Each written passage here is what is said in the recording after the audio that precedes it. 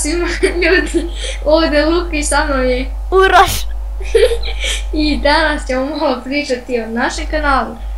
Da. Sve lijepo počelo ljudi, ali ne znam koliko imamo suba. Uroše, koliko mi imamo suba sve? Ne znam, ali ja se ovdje malo zafrkao u Minecraftu i tu sam napravio kao TNT neku stazu. I sad ću vam pokazati kao TNT staza. Pa sad ću ja da upalim. I onda da vidimo kolika rupa će se napravi. Ću da uzem sada upaljač. Gdje on stoji, ja nikad nisam igrao. Eno ti uđeš tamo. Šalim se. I onda ideš... A da bre, ovdje u sekiru. To. Iz koje strane da upalim? Ajde odavde. Beži, idemo u vis. Au! Sinela za bagola. Au? Au, ti preko mene. Ijo, frafal.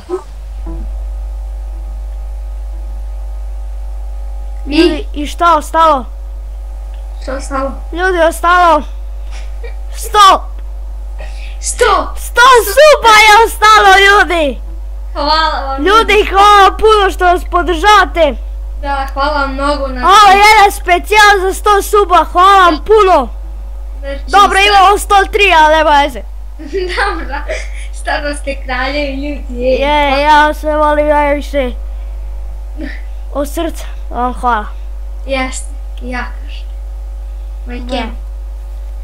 I ako se svidao klip, lajkujte, šerujte, subscribe-ite. Neće još da završim, a još malo pričam. Jeste, ajde.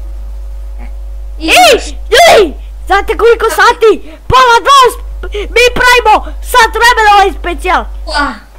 Ovaj ne pritisne nešto, ja ne snimim nešto. Ajde ljudi,